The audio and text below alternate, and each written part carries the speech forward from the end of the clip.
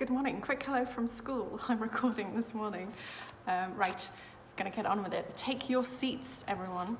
Jack and I walked right behind a couple of sixth graders into the building and then followed them into the auditorium. Mrs. G was at the entrance handing out the programmes and telling kids where to go. Fifth graders down the aisle to the left, she said. Sixth graders, go to the right. Everyone come in, good morning. Go to your staging areas. Fifth graders to the left, sixth grade to the right. The auditorium was huge inside. Big sparkly chandeliers, red velvet walls, rows and rows and rows of cushioned seats leading up to the giant stage. We walked down the wide aisle and followed the signs to the fifth grade staging area, which was in a big room to the left of the stage. Inside were 4 rows of folding chairs facing the front of the room, which is where Mrs. Rubin was standing, waving us in as soon as we walked into the room. Okay, kids, take your seats, she was saying, pointing to the rows of chairs. Don't forget, you're sitting alphabetically. Come on, everybody, take your seats. Not too many kids had arrived yet, though, and the ones who had weren't listening to her.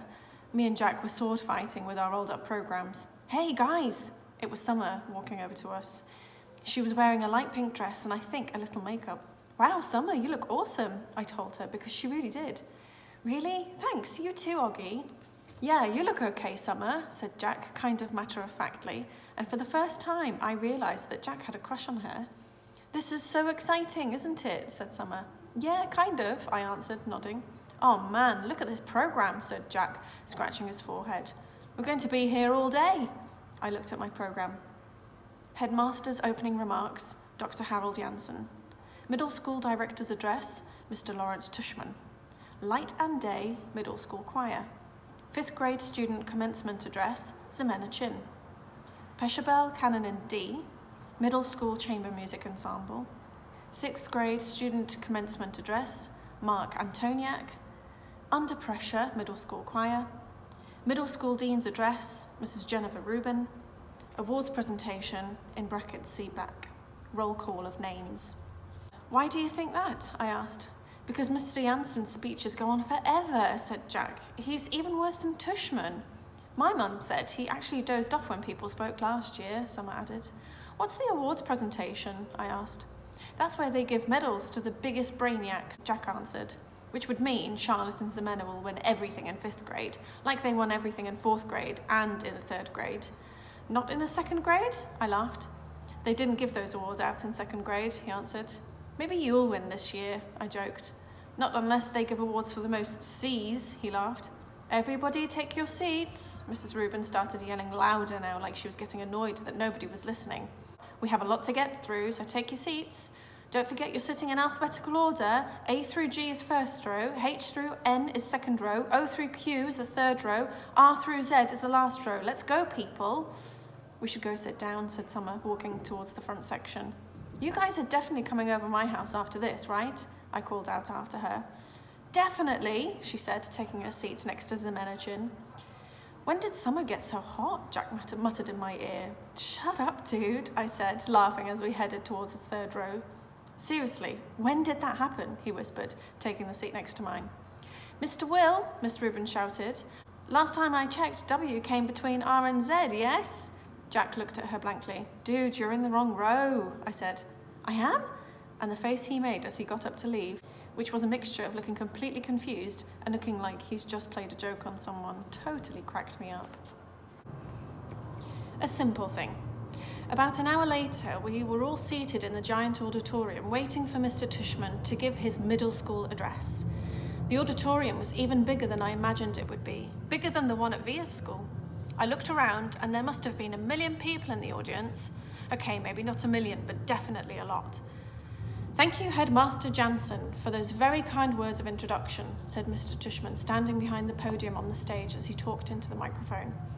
Welcome, my fellow teachers and members of the faculty.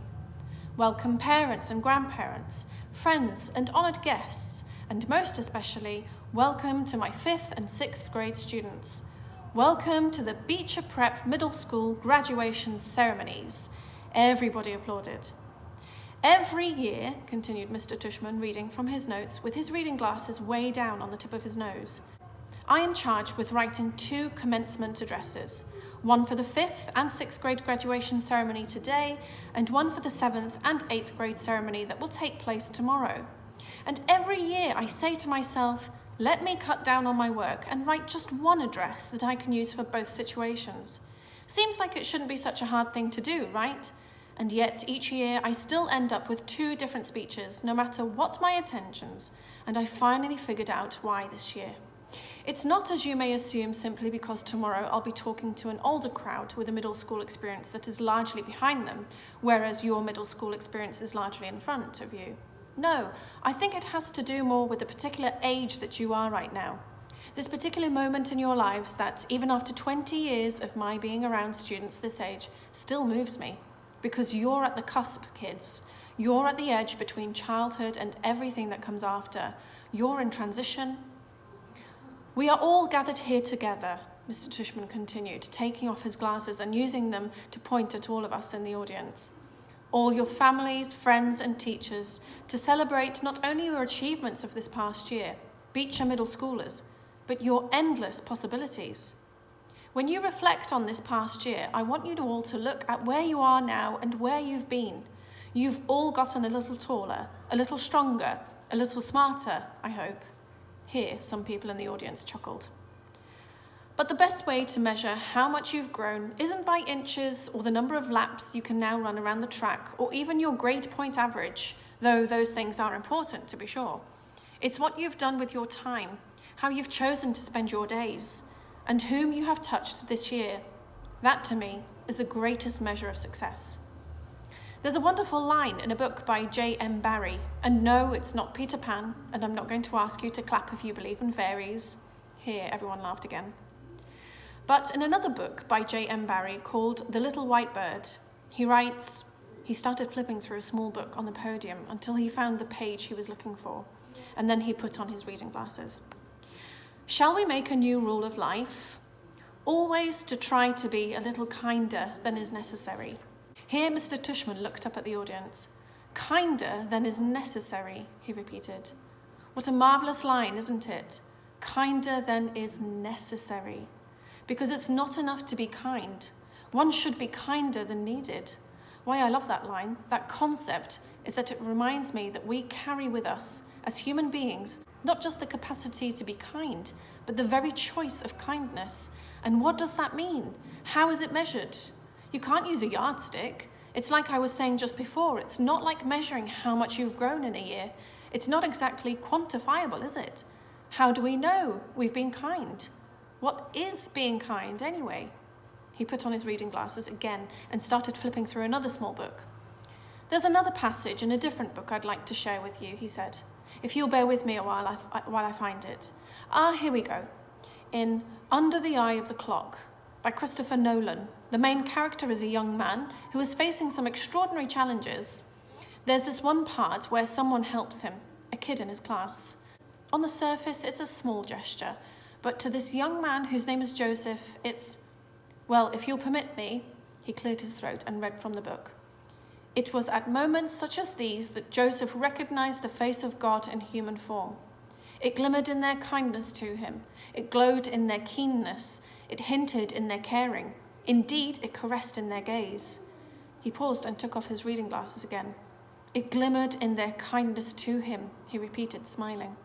Such a simple thing, kindness. Such a simple thing. A nice word of encouragement given when needed. An act of friendship. A passing smile. He closed the book, put it down, and leaned forward on the podium. Children, what I want to impart to you today is an understanding of the value of that simple thing called kindness, and that's all I want to leave you with today. I know I'm kind of infamous for my verbosity. Here everybody laughed again. I guess he knew he was known for his long speeches. But what I want you, my students, to take away from your middle school experience, he continued, is the sure knowledge that, in the future you make for yourselves, anything is possible. If every single person in this room made it a rule that wherever you are, whenever you can, you will try to act a little kinder than is necessary, the world really would be a better place. And if you do this, if you act just a little kinder than is necessary, someone else, somewhere, someday, may recognize in you, in every single one of you, the face of God. He paused and shrugged. or whatever politically correct spiritual representation of universal goodness you happen to believe in, he added quickly, smiling, which got a lot of laughs and loads of applause, especially from the back of the auditorium where the parents were sitting. And I'll leave you there with that today. I think tomorrow will be our last couple of chapters from Wonder. I hope you're enjoying it, and I hope you're having a lovely day. Bye.